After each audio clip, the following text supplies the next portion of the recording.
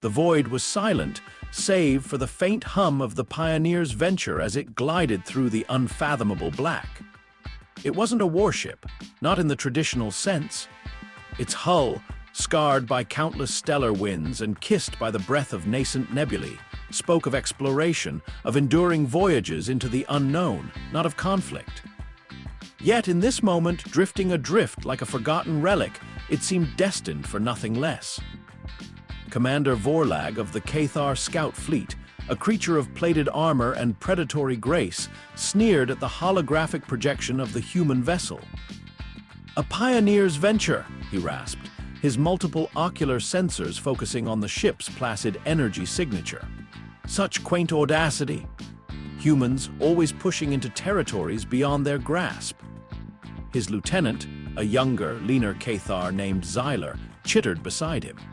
"Their vessels are fragile, Commander, designed for soft atmosphere docking and trivial cargo runs, a mere shell against our boarding protocols." Vorlag's mandibles clicked in amusement. "Precisely. A ripe fruit ready for the plucking.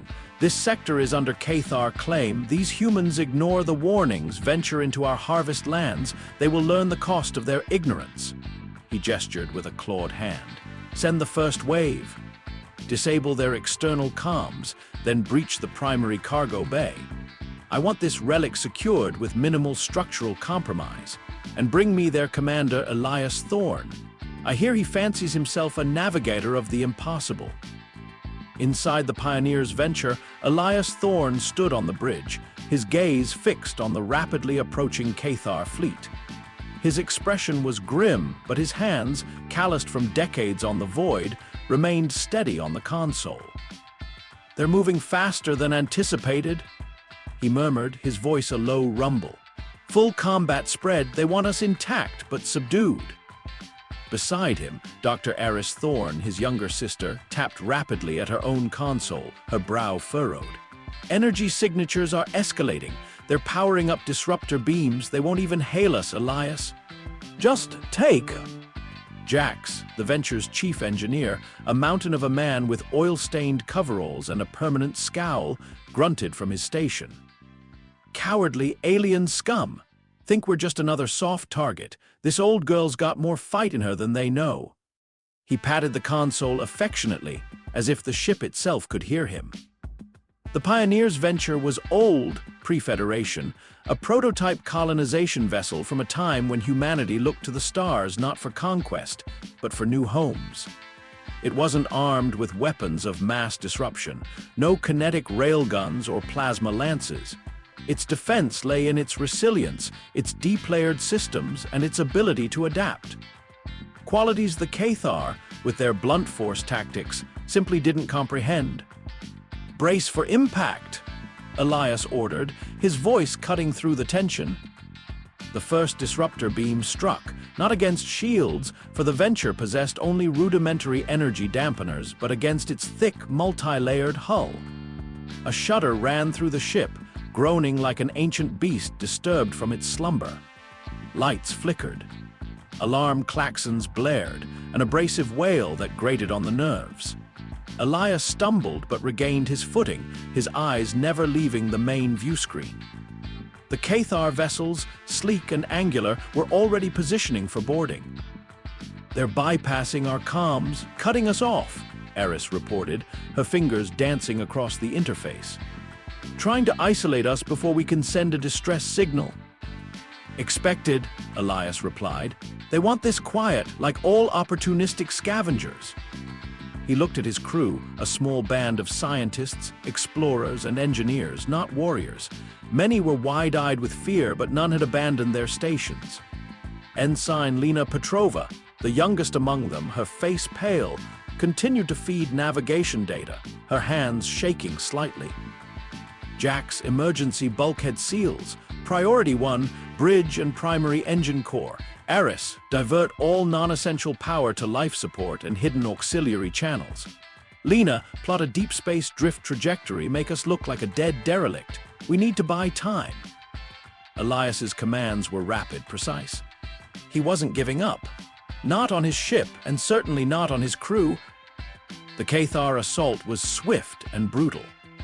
Their boarding pods, armed with breaching charges, tore through the Venture's outer plating, hissing open to disgorge heavily armored Cathar shock troops. Their guttural battle cries echoed through the corridors as they systematically swept through the deck, targeting crew quarters, cargo holds, and auxiliary systems. They moved with the efficiency of practiced predators, their multi-jointed limbs and razor-sharp claws making short work of internal doors and human resistance. Deck 5 breached. A terrified voice crackled over the internal comms, cut short by a wet, gurgling sound. Cargo Bay Alpha has fallen. They're moving to engineering. Jax slammed his fist on his console. Damnable brutes! They'll tear the old girl apart. They're underestimating us, Elias said, his voice quiet, almost contemplative. They see a civilian vessel. They see soft targets. They don't see us. He looked at Eris. Activate the Ghost Network. Immediately, Jax, divert main power to it. Lena, initiate the deep drift sequence. Full blackout. The Ghost Network was a forgotten relic of the Pioneers' Venture's experimental past. Built for extreme deep space survival, it was a labyrinthine system of hidden conduits, maintenance shafts, and redundant emergency passages woven throughout the ship's very structure. It was designed to allow a minimal crew to operate, repair, and even reconfigure the vessel from within, unseen and unheard, even during catastrophic system failures. For decades, it had lain dormant, its access points hidden behind rusted panels and forgotten schematics. Only Jax, with his encyclopedic knowledge of the Venture's every rivet and wire, knew its full extent. As the Cathar stormed the bridge, their heavy footsteps thudding against the deck plating, Elias made his choice. To the Ghost Network, now! They slipped away just as the Cathar breached the blast doors, a silent, desperate retreat into the ship's forgotten arteries. The Pioneers' Venture went dark. External lights vanished, comms fell silent, and on Cathar scanners, the ship appeared to die, drifting aimlessly, a lifeless hulk. Commander Vorlag, striding onto the darkened bridge of the Pioneers' Venture, sniffed the recycled air. It was stale, metallic, faintly human. His ocular sensors swept the consoles. Primitive, they fled like vermin. He gestured to his troops. Sweep the vessel, secure all remaining human assets. I want this ship's drive core analyzed immediately. This Pioneer's Venture may be a relic, but its long-range capabilities are of interest. The humans may be weak, but their drive technology is surprisingly robust. As Cathar teams fanned out through the silent corridors, Elias, Eris, Jax, and Lena, along with a handful of other loyal crew members they had managed to gather, moved through the hidden passages of the Ghost Network. The air in these forgotten pathways was thick with the scent of ozone and ancient dust, the silence broken only by the hum of emergency power conduits and their own ragged breaths. They pressed onward, deeper into the Venture's heart, avoiding the heavy thud of Cathar patrols above. They're consolidating forces in the primary cargo bay, Eris whispered, relaying data from her compad, which was barely clinging to a signal from the ship's internal diagnostic network. And the bridge. Their commander, Vorlag, is there. He thinks he's taken the ship, Jax grumbled, his voice echoing slightly in the tight confines of the shaft. He thinks he's won, huh? Elias paused, pressing his ear against a cold bulkhead. He could hear the faint, guttural clicks and chitters of Cathar soldiers on the other side. Let him think that, Jax. That's their fundamental mistake. They equate silence with defeat. They see a ship without weapons and they see a trophy. They don't understand that humanity's strength isn't just in what we have, but in what we are. Lena, huddled beside him, looked up, her young eyes reflecting the dim emergency lighting. What are we, Commander?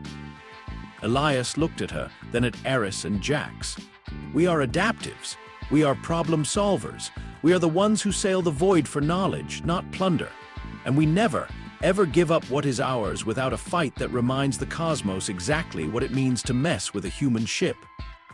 They reached a hidden access point beneath the primary engine core. Here, the hum of the ship was louder, a deep, resonant thrum that vibrated through their bones. Jax pulled back a heavily rusted panel, revealing a nest of antiquated conduits and a flickering interface. "This is it," he announced, wiping sweat from his brow. The main nerve cluster for the Venture's forgotten experimental systems, the Resilience Protocol core. The Resilience Protocol was the true secret of the Pioneer's venture. It wasn't a weapon system, but a deep-seated, self-regulating adaptive mechanism. It allowed the ship to reconfigure its internal environment, reroute power, and even shift structural integrity to cope with extreme, unpredictable stellar phenomena. It could seal off entire sections, pressurize others, generate localized atmospheric conditions, and, most importantly, confuse any external force trying to take control by constantly changing the ship's internal layout and functional parameters. It was designed to keep a human crew alive in conditions no other species would dare venture into. And the Cathar, in their arrogance, hadn't even registered its presence. They saw a power conduit, nothing more. Jax began to work, his large fingers surprisingly deft as they navigated the ancient interface. Aris provided rapid analytical data, ensuring the reactivation didn't trigger any system collapses. Elias watched, his mind already formulating the next steps. On the bridge, Commander Vorlag received a report. "Commander, all human crew apprehended or accounted for, save for a small contingent. Scans indicate a few irregular life signs deep within the ship's primary structural supports, likely hiding in maintenance conduits. We will flush them out." Vorlag scoffed. "Insignificant, a few frightened vermin. Focus on the drive core. The human commander Thorn is among the missing. I want him located and brought before me." He turned to the primary view screen, a triumphant sneer on his face. "Soon, this relic of human ambition will serve the Cathar Empire." At that moment, deep within the Pioneer's venture's forgotten heart, Jax threw a final switch. A low, resonant thrum pulsed through the deck plating beneath them. The emergency lights, which had been flickering weakly, suddenly flared with a steady, vibrant glow. On the bridge, Commander Vorlag frowned. "What was that? A power surge?" His Cathar technical officer stared at his console, confusion clouding his multiple eyes. "Commander, anomalous energy fluctuations detected throughout the vessel. The ship's internal architecture is reprioritizing itself. Deck plating is realigning in sections. Environmental controls are shifting." A sudden, sharp hiss of escaping air echoed from behind a bulkhead near Vorlag. Then, a section of the wall shimmered, and a previously solid corridor simply folded away, revealing a dark, empty shaft. Across the bridge, another panel retracted into the ceiling, exposing a web of humming conduits. "What sorcery is this?"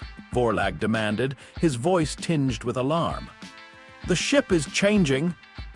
The Pioneer's venture was no longer a quiescent prize. It was remembering its true purpose. It was waking up, and it was angry, not with a furious, explosive rage, but with the cold, adaptive fury of a living organism that had been violated. Corridors that were once straight now subtly twisted. Bulkheads sealed and opened at random, powered by unseen systems. The ship's internal temperature began to fluctuate wildly, from frigid to stifling, disorienting the invaders. A Cathar soldier, patrolling a section of the primary cargo bay, suddenly found the floor plates beneath him shifting. He stumbled, roaring in frustration as the familiar layout of the bay reconfigured itself around him, cargo containers seemingly rearranging themselves, walls subtly inclining. This was no simple shutdown. This was the ship itself fighting back. Back in the core, Elias looked at his team. The Resilient Protocol was active. The venture was no longer just a ship. It was a labyrinth, a shifting puzzle, and a living testament to human ingenuity, and the Cathar were trapped inside it. "They wanted our ship," Elias stated, his voice calm, resolute. "They took it. Now let's make them wish they never heard the name humanity." He paused, looking at each of his loyal crew members. "Let the hunt begin." The Cathar, initially arrogant, were now realizing their profound miscalculation. They had underestimated a human vessel, and by extension, humanity itself. And as the Pioneer's venture began to breathe, to shift, and to remember, the Cathar would learn that some things, once taken, simply refuse to stay taken. This was just the beginning.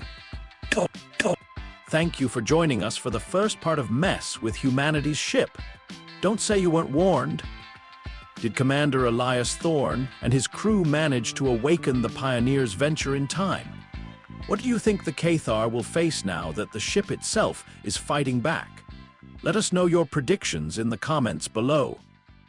Don't forget to like this video and subscribe to the channel for more epic HFY stories. We release new narratives every week, so hit that notification bell to ensure you never miss out.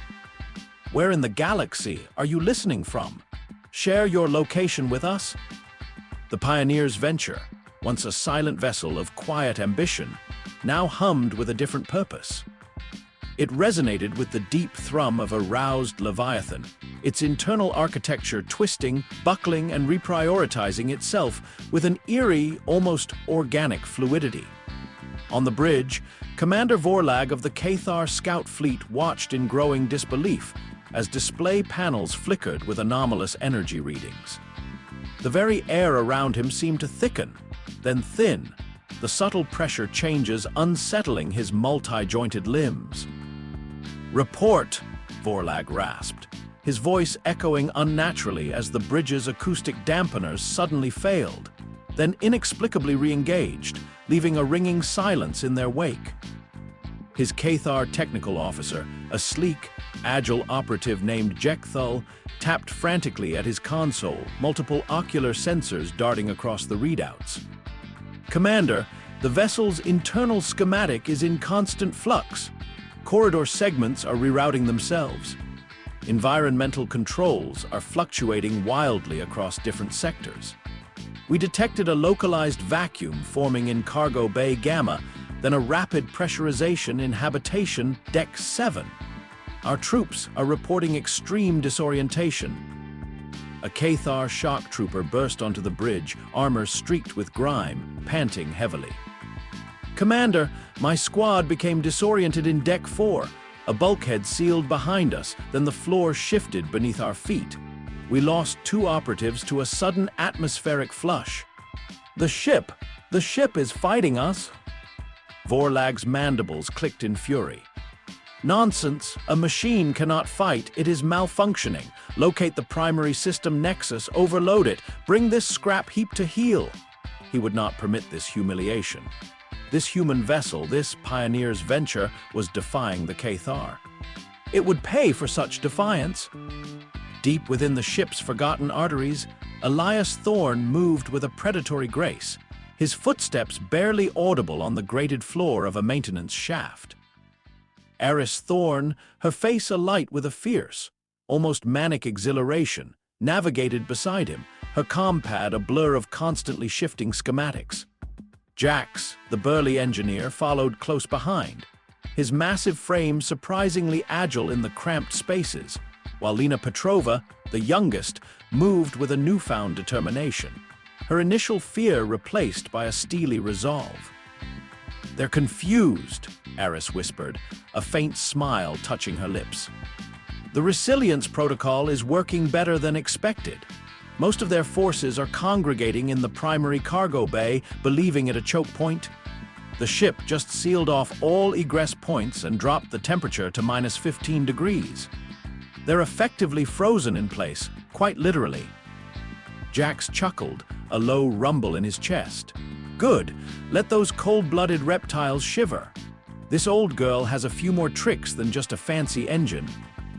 Elias stopped, pressing his palm against a cold section of hull. He could feel the faint vibration of the Cathar patrols just beyond the plating. They still believe this is a malfunction. They still think they can simply shut it down. That's their vulnerability. Jax, how close are we to the auxiliary power relays for the drone launch tubes? Deck 9, Commander, Jax replied, consulting a worn data slate. About 200 meters straight through a sealed emergency conduit. Should be clear of Cathar, they probably haven't found that access yet. Good, Elias affirmed. Our first phase, disrupt their command structure. We'll use the drones, not for combat, not yet, for information. Their journey through the Ghost network was a ballet of silent movement and precise timing. The Pioneers' venture was their ally, its shifting architecture creating new pathways, sealing off Cathar-held sections, and sometimes, with a subtle rumble, even opening unexpected sightlines into enemy-occupied areas. They saw the Cathar now, not as disciplined invaders, but as disoriented predators, snapping at shadows, their multispectral vision failing in the ship's unpredictable lighting. They reached the drone bay, a forgotten section designated for geological survey drones. It was dark, dusty, and thankfully empty of Cathar. Jax quickly rerouted power from the ship's main generator to the dormant launch tubes. These old birds haven't seen action in decades. He grumbled, wiping rust from a console. But they'll fly. Eris, Lena, Elias commanded, reprogram 2 of the smallest survey drones. Equip them with acoustic scramblers and optical cloaking. Target the Cathar comms network, bridge frequency. Jax, launch them into the main ventilation shafts once they're ready. They won't know what hit them. Within minutes, 2 small, spider-like drones, once designed to map asteroid fields, scurried silently into the ship's ventilation system. On the bridge, Commander Vorlag was attempting to re-establish a ship-wide comms link. His frustration was palpable. Why can we not maintain a stable channel? Are these humans using some form of counter-frequency? Suddenly, a high-pitched whine permeated the bridge, escalating into a cacophony of white noise and fragmented Cathar battle cries. It was the sound of their own communications, amplified, distorted, and played back at ear-splitting volume. The noise was unbearable, forcing the Cathar to clutch at their multi-jointed heads, their sensory organs overwhelmed. "What is this sonic assault?" Vorlag shrieked, his voice straining. Jekthal, already reeling, pointed a trembling claw at a flickering panel. "Commander, energy signatures within the ventilation system, small, rapidly moving targets." Before Vorlag could respond, the comm system went completely dark, then rebooted, displaying only a single looping image. A stylized burning fist. It wasn't a Cathar symbol. It was undeniably human. Elias watched the feed from a hidden observation port, a grim satisfaction settling over him. Phase 1 complete. They know they're no longer dealing with a derelict, they're dealing with a declaration. The Cathar counterattack was swift, albeit chaotic. Vorlag, now realizing the full extent of the ship's defiance, ordered his forces to target any unusual energy signatures. His troops, while still disoriented, were now driven by a savage fury. They began systematically tearing through bulkheads, using plasma cutters to access previously sealed sections, determined to find the source of the ship's bizarre resistance. "They're converging on the core systems," Eris reported, her voice tight. "They've identified the power surge at the Resilience Protocol hub. They're sending a heavy assault team." "And us," Lena added, her eyes wide. "We're too close. They'll find us." Elias nodded, his jaw set.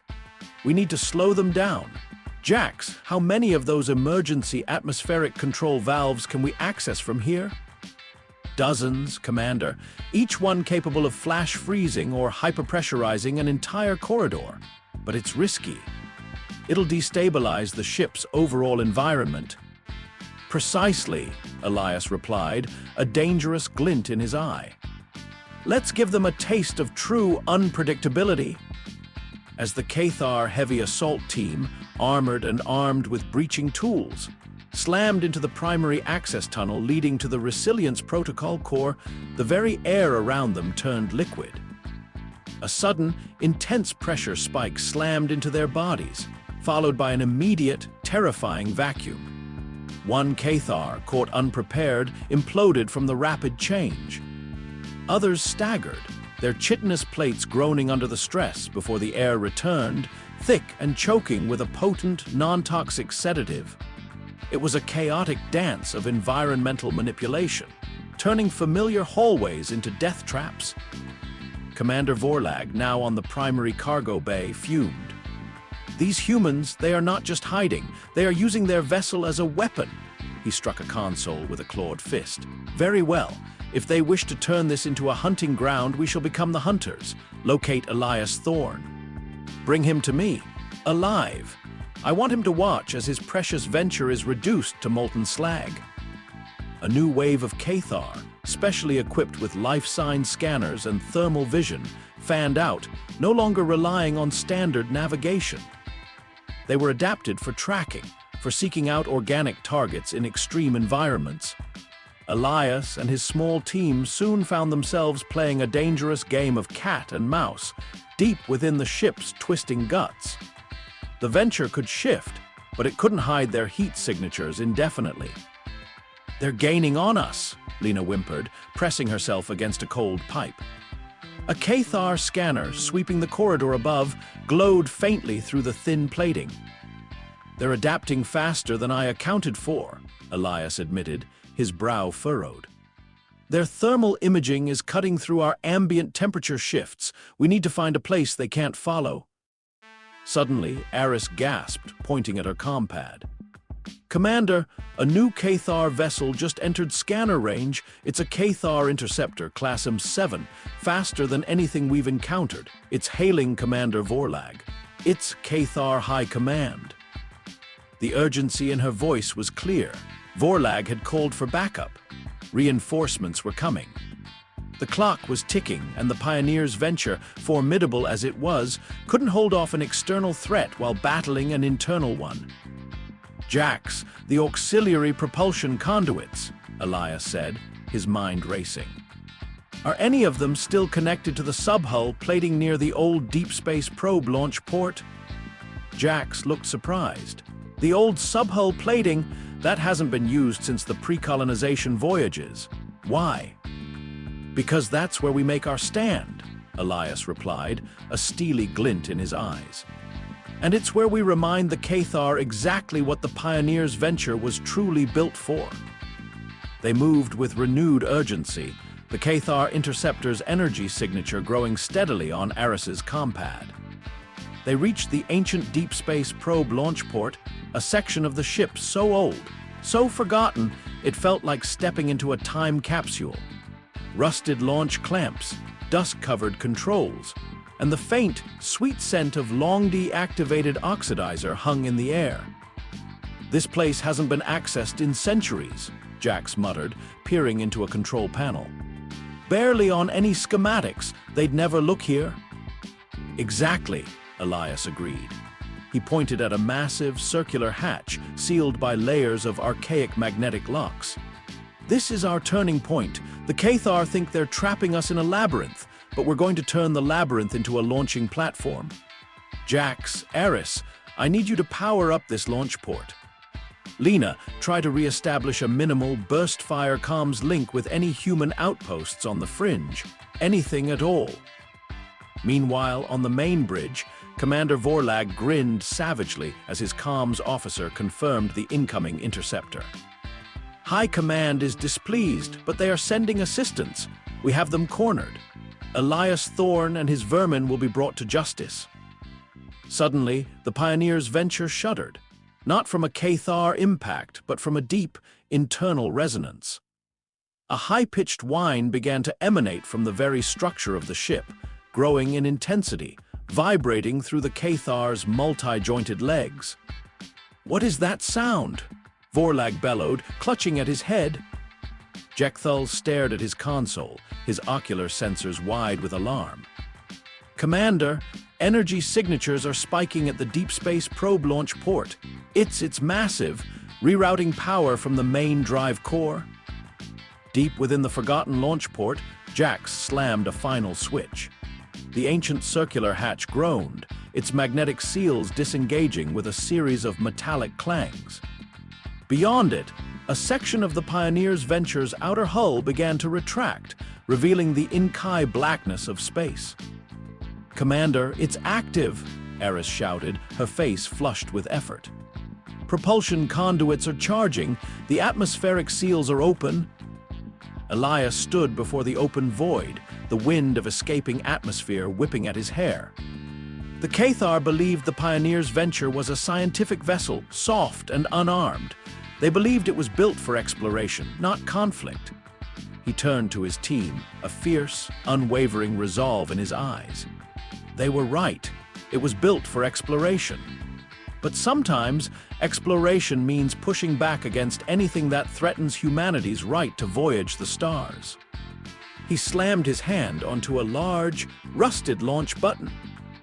On the Cathar bridge, Commander Vorlag watched in horror as the Pioneer's Venture's hull ripped open not with an explosion, but with a controlled, deliberate release.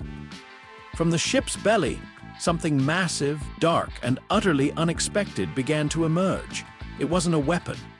It was a relic, a monument, and a warning. A colossal, multi-stage colonization engine designed for deep space planetary propulsion extended from the Venture's underside.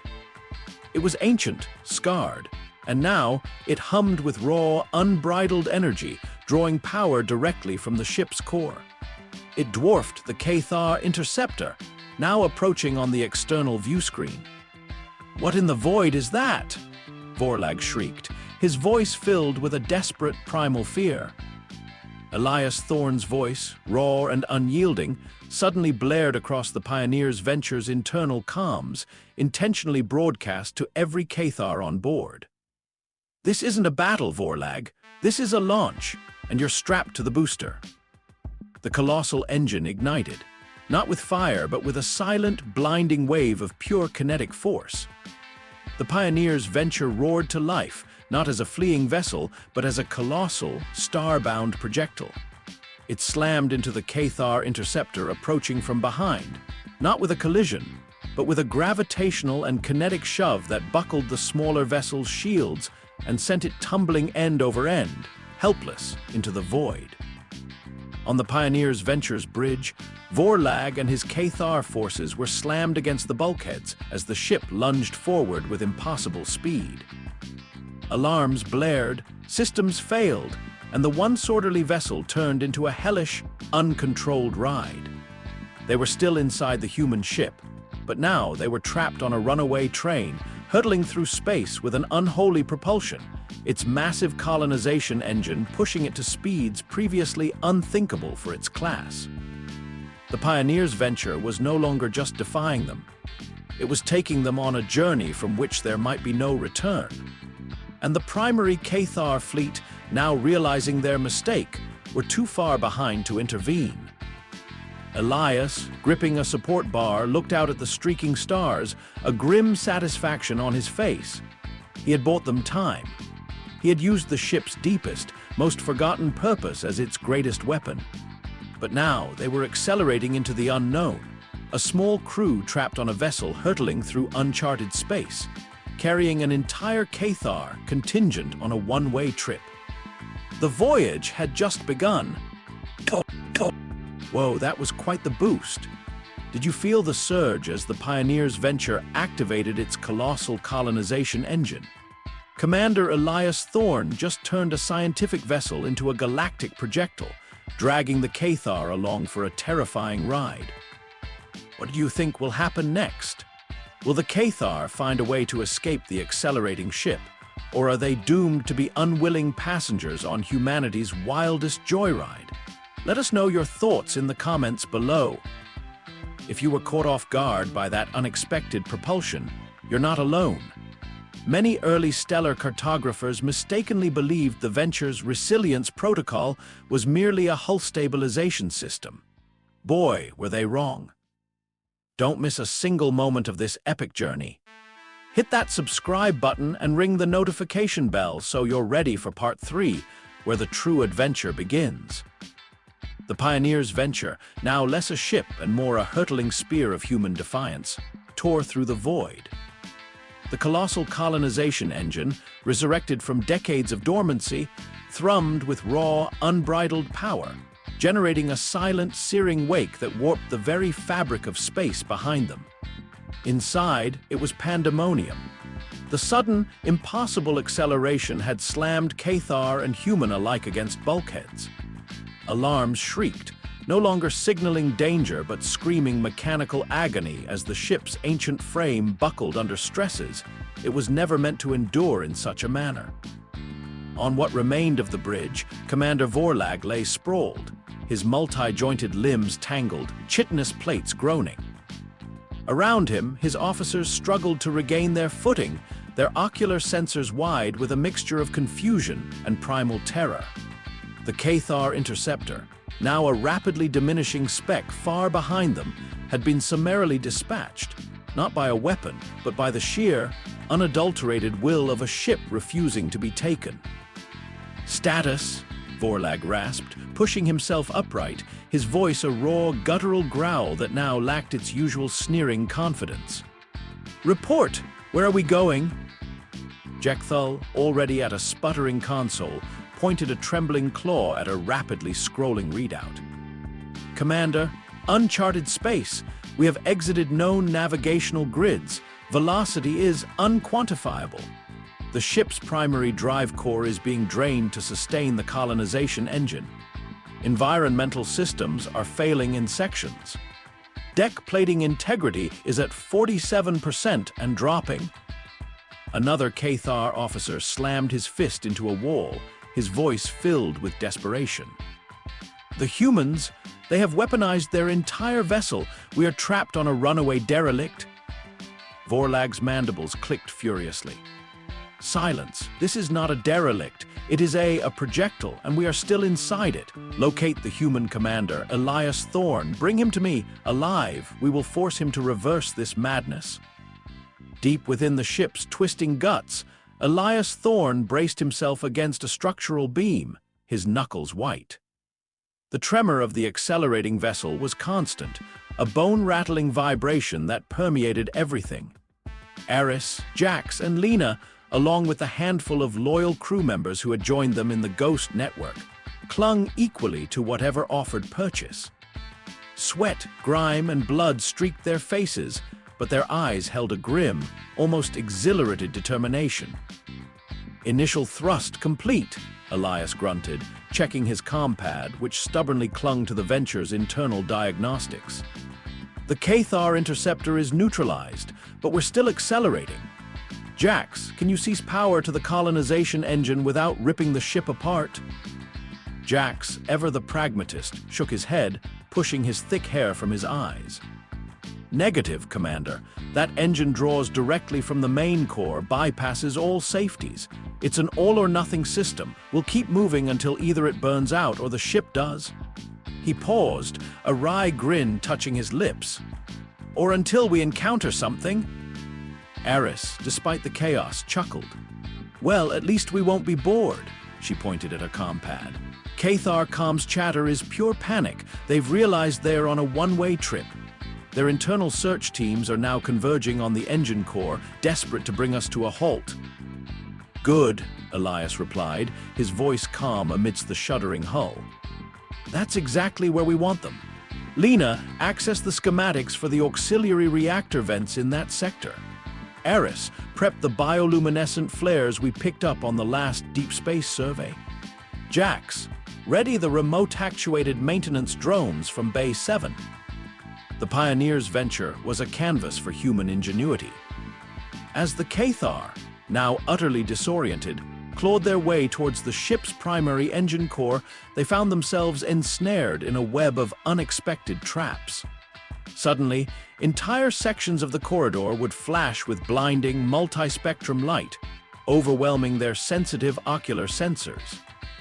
Then, as they stumbled, localized sections of the floor would become superheated, forcing them to retreat on sizzling plates, their armor emitting acrid smoke. They are using psychological warfare, Vorlag screamed, receiving frantic reports from his teams. The humans, they are hurting us. They are like vermin, yet they control this vessel. His rage turned to a desperate calculation. Jekthul, route all remaining combat droids to the engine core. Override all safeties. We will tear this ship apart if we have to. But Elias had anticipated this. As the Cathar combat droids, heavy and armed, rumbled into the main engine access tunnel, the Pioneer's Venture flexed its hidden muscles.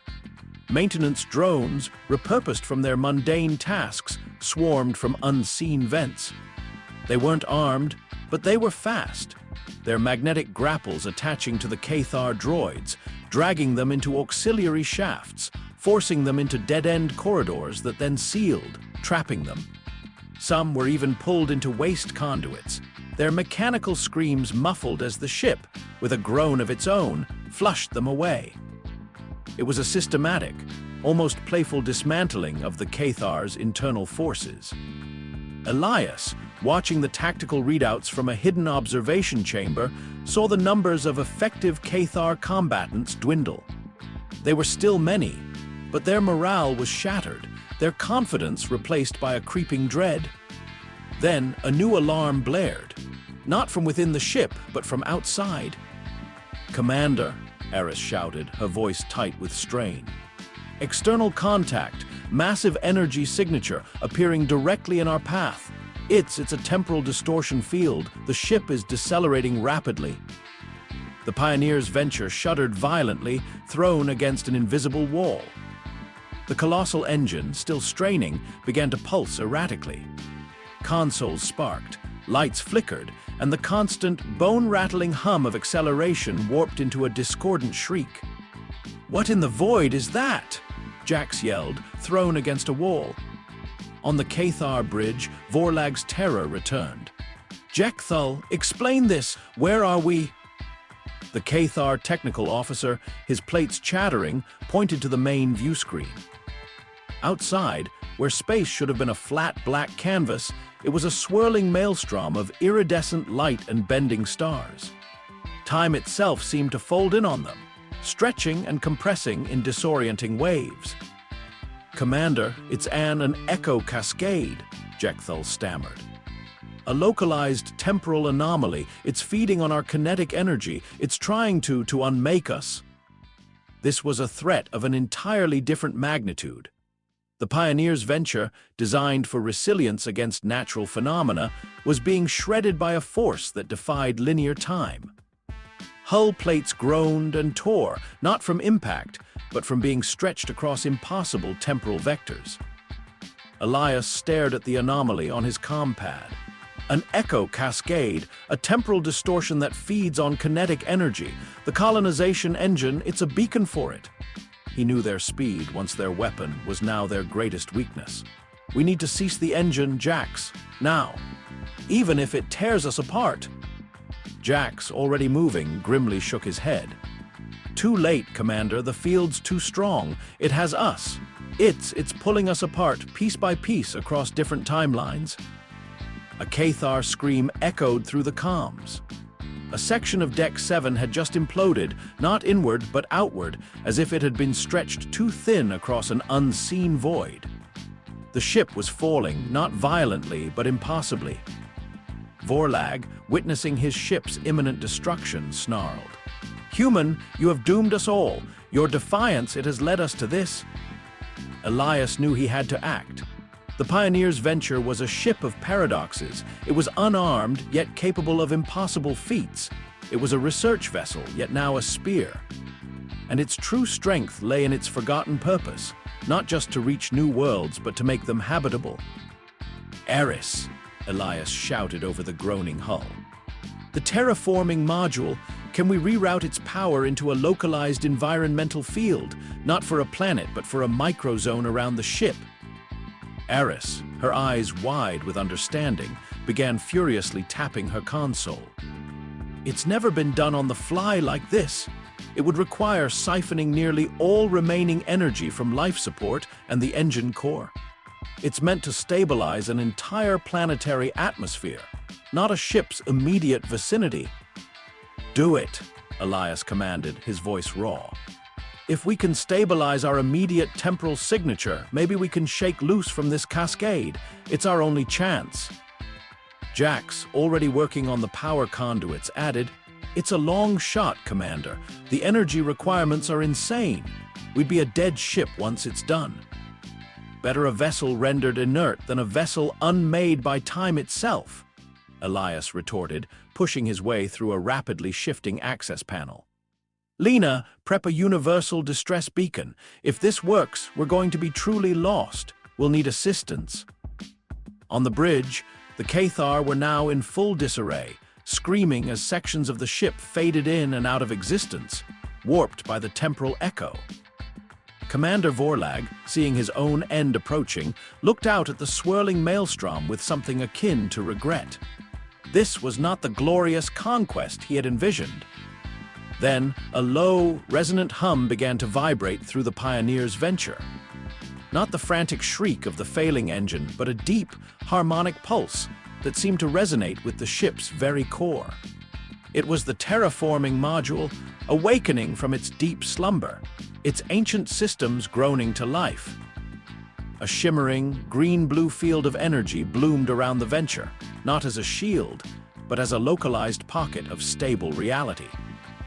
As the field solidified, the temporal echo cascade recoiled, unable to feed on the venture's now-inert kinetic signature. The ship was still within the anomaly, but it was no longer being torn apart. It was a still point in a storm of time. The Cathar on the bridge gasped, some collapsing as the temporal distortion ceased. The light outside, though still swirling, no longer threatened to unmake them, but the silence that followed was terrifying. The colonization engine had sputtered into complete shutdown, its energy exhausted. The Pioneer's venture was adrift, motionless, inert, suspended in the heart of a swirling temporal anomaly, its life support systems now on critical reserves. Elias, exhausted but resolute, looked at his team. The terraforming field was holding, but it was a drain on every system. They were safe from the immediate, impossible threat, but now they were truly lost. Far beyond known space, without propulsion, and with a ship filled with hostile, terrified aliens. "Status report," Elias whispered, his voice hoarse. Aris's compad glowed faintly. "Terraforming field holding.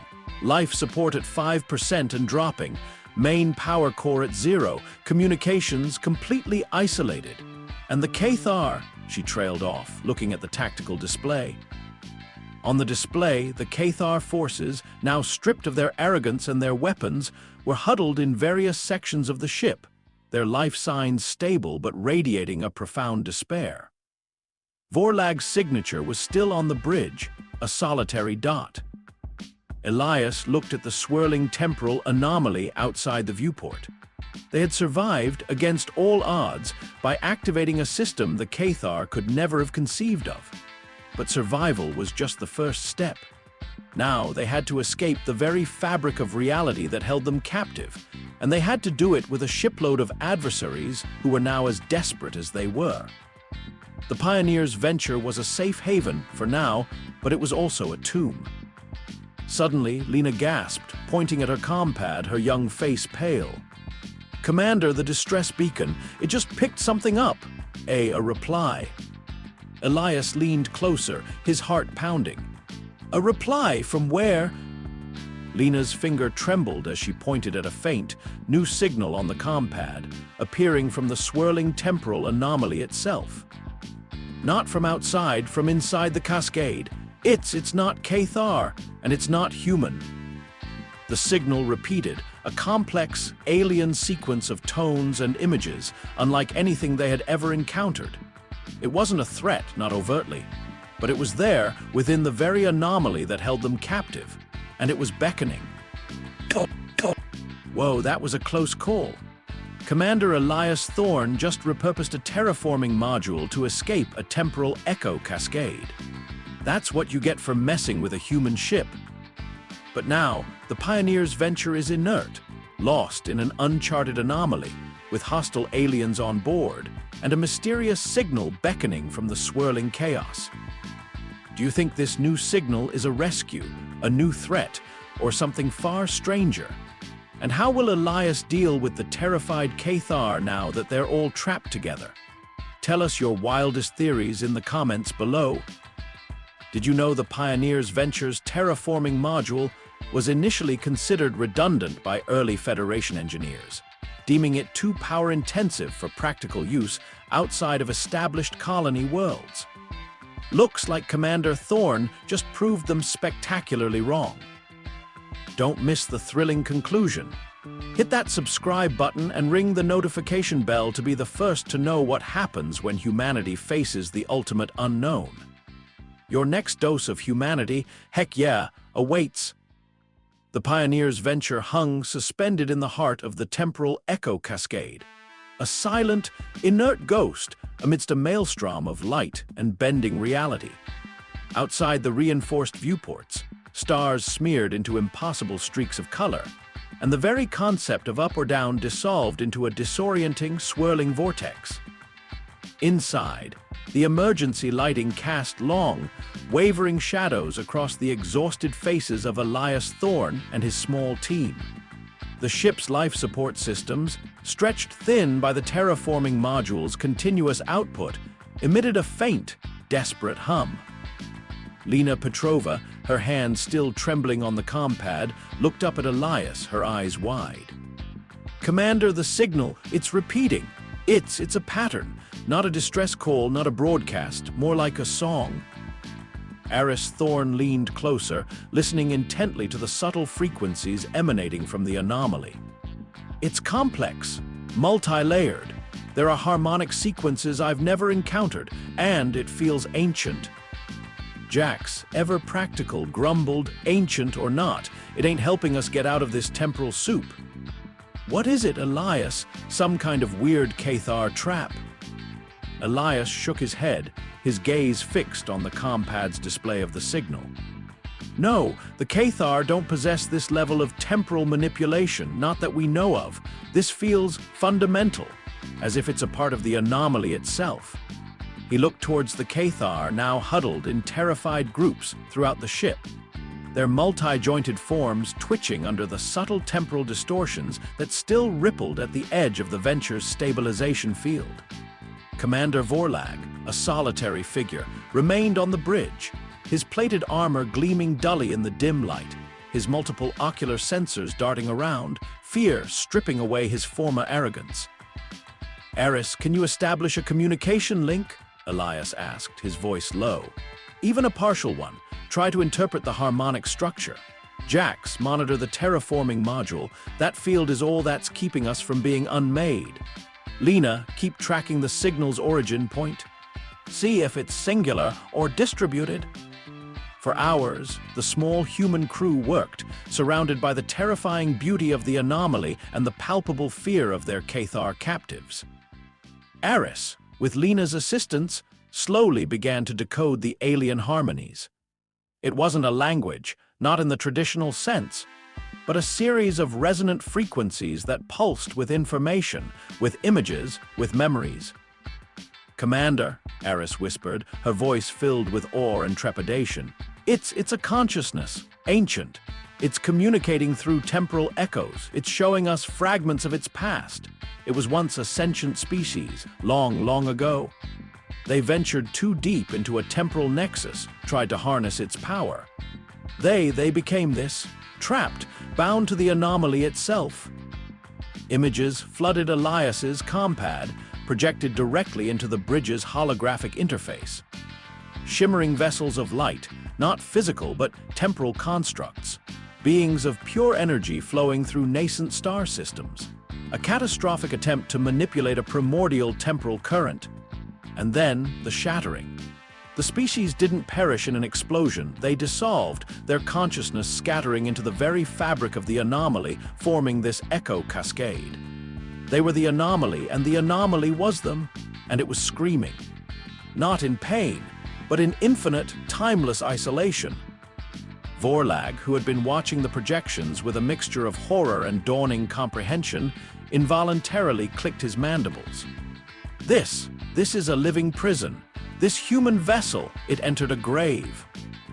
Elias ignored him, his focus entirely on the shimmering projections. Can we communicate back, Eris? Tell it we're not hostile. Tell it we're trying to understand. Eris nodded, her fingers dancing. I'm routing our biosignatures, our emotional resonance, through the terraforming field. It's like sending a thought wave through time itself. A new series of tones resonated through the bridge, more organized, less chaotic. The images projected shifted, focusing on the Pioneer's venture itself, then on Elias, then on the terrified Cathar. A single, profound thought resonated directly into Elias's mind, not in words, but in concept. Help us. Release us from this endless echo. It wants help, Elias murmured. It wants to be freed. But how do you free a temporal anomaly? Suddenly, the venture shuddered, a warning groan from its strained hull. Commander, Jax shouted, pointing at a flickering console. The terraforming module is overloading. The field is collapsing. We can't sustain it much longer. The temporal echoes began to press in again, lights flickering, phantom images appearing and vanishing. The Cathar on the bridge cried out, some collapsing as the disorienting effects intensified. Vorlag, clinging to a console, his multi-jointed body trembling, looked at Elias with raw, undisguised terror. Thorn, do something. We are being unmade. Elias knew this was it, the ultimate test of humanity, not with weapons but with ingenuity. Eris, Lena, analyze the echo pattern, find its core frequency, its anchor point. Jax, can you reroute the remaining energy from the colonization engine's capacitors? Every last joule. Route it to the terraforming module, but only if Eris can give us a stable frequency to push it through. Eris's fingers flew across her console, her brow furrowed in concentration. It's too chaotic. The anomaly's core is a singularity of compressed time. We can't stabilize that from here. Then the ancient consciousness, sensing their desperation, sent another, clearer impulse. Not a command, but a memory. An image of itself in its physical form, building, constructing, shaping. And with it, a new pattern of frequencies, complex but structured, as if revealing a blueprint for its own dissolution, its own release. I see it, Eris gasped, her face illuminated by the console. It's a resonant frequency. If we can flood the anomaly with this precise energy signature, it could untangle itself, disperse its echoes. And the risk? Elias demanded. Catastrophic if we're off by a microhertz, Eris replied, her voice strained. We could accelerate the cascade or collapse the ship entirely. It would be like trying to perform surgery on a supernova. And it requires more power than we have, Jax added grimly, eyeing the flickering capacitor readouts. Even with the last of the colonization engine's residual energy, it won't be enough for a stable, sustained release. Elias looked at the terrified Cathar on the bridge. Their eyes, though multifaceted, were wide with a common, primal fear. He saw Vorlag, stripped of his pride, a mere survivor. Vorlag, Elias's voice cut through the groaning ship. Your choice. Remain here and become a temporal echo unmade across a billion moments, or help us. The venture needs an external power surge, something massive, immediate. Your interceptor, the one you brought, it was equipped with a microfusion core for short-range jumps. It's out there. We need its core. Now. Vorlag's mandibles parted slightly, a raw, guttural sound escaping. My interceptor. It is damaged. How could we possibly reach it? Your species may have technology, Commander, Elias said, his voice flat. But humanity possesses something else. Resourcefulness. We're going to retrieve that core, and your soldiers, your engineering teams, they will assist. We don't have time for your pride, Vorlag. We only have time for survival. For the next desperate hour, a strange, unprecedented alliance formed on the Pioneer's venture. Elias's human crew guiding and commanding, and the Cathar, driven by sheer terror of being unmade, toiled with a frantic, shared purpose. Jax, with the Cathar engineers, worked to repressurize a single, heavily shielded auxiliary airlock, usually used for space walks in stable environments. Elias designed a crude but effective magnetic grapple system, powered by the last emergency reserves, to latch onto the tumbling Cathar interceptor, which was still caught within the outer fringes of the temporal cascade. Vorlag himself, his pride shattered, joined a Cathar breaching team, following Jax's instructions as they navigated the constantly shifting external hull. The temporal distortions outside the Venture's stabilization field were still horrifying, stretching and compressing their forms, making their movements agonizingly slow or impossibly fast. It was a hellish ballet of survival. 20 meters, Jax yelled through the comms, his voice strained. They're almost to the interceptor's power conduit. Vorlag, you need to detach the power regulator assembly. Elias watched from the bridge, Aris and Lena frantically calculating the precise resonance wave, the final, desperate song that would either free the anomaly or seal their doom. The Cathar, their claws slipping on distorted hull plating, managed to latch onto their damaged interceptor. Vorlag, with a guttural roar of effort, tore the power regulator from his own vessel, a shimmering, fist-sized orb of pure, contained fusion energy. "Got it!" he screamed, his voice raw. "Retrieving!" "Now, Jax," Elias commanded. "Emergency retraction, get them back inside. Aris, be ready, we're going to have one shot at this."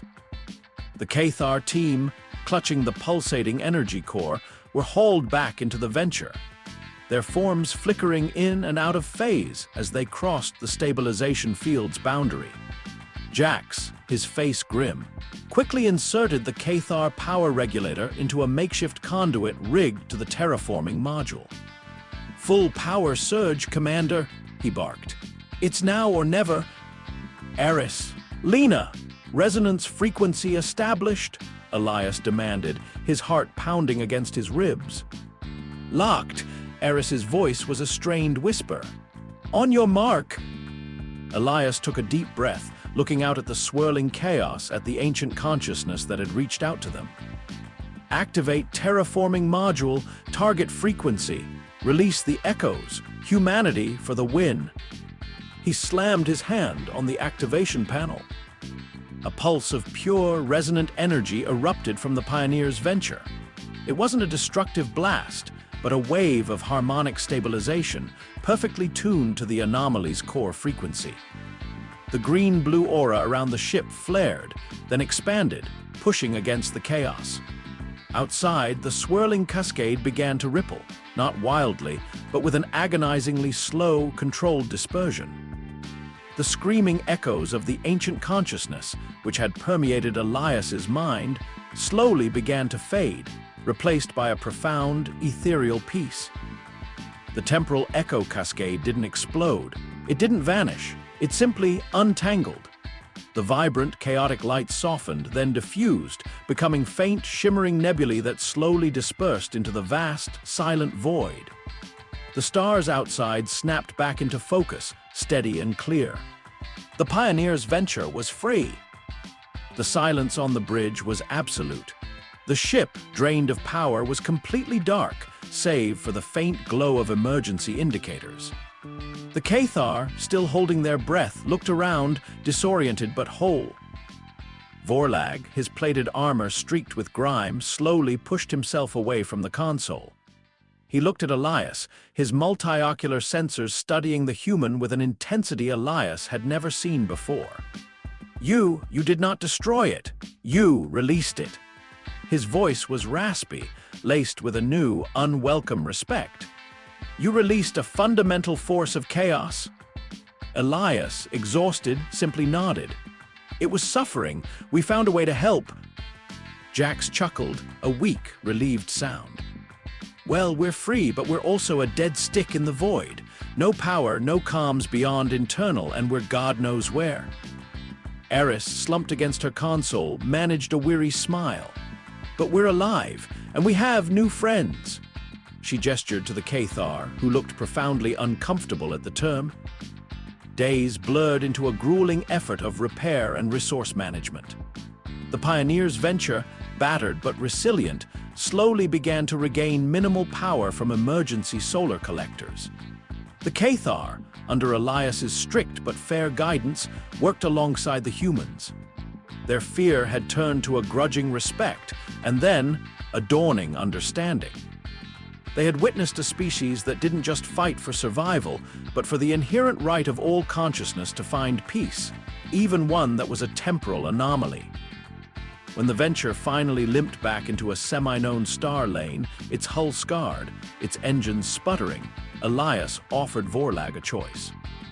"We've stabilized a minimal FTL drive. Your species is far from here. We can set a course for the nearest Cathar-controlled jump gate, or you can stay." "Your choice." Vorlag stood on the bridge, his posture less arrogant, more thoughtful. He looked at Elias, then at his own crew, who silently awaited his decision. "You chose a different path, human. When we would have purged, you healed."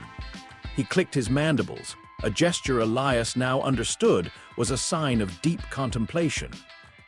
"My high command will not believe this. They will demand retribution for our losses." "Then you tell them," Elias said, his voice quiet but firm, "that the Pioneers' venture is no longer just a ship. It's a testament. You tell them that messing with humanity's ship means facing a resilience, an ingenuity, and a stubbornness they cannot comprehend. Don't say you weren't warned." Vorlag's multifaceted eyes fixed on Elias for a long moment. He saw not a warrior but a pioneer, not a conqueror but an explorer of the impossible.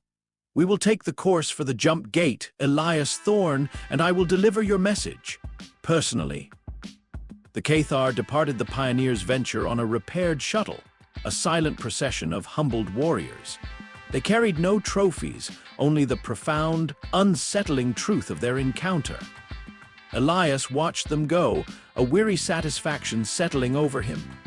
The venture was free, and so, in a way, were they all. The Pioneers' venture, though still bearing the scars of its ordeal, was a different ship now. It moved with a quiet, renewed purpose, a beacon of human spirit.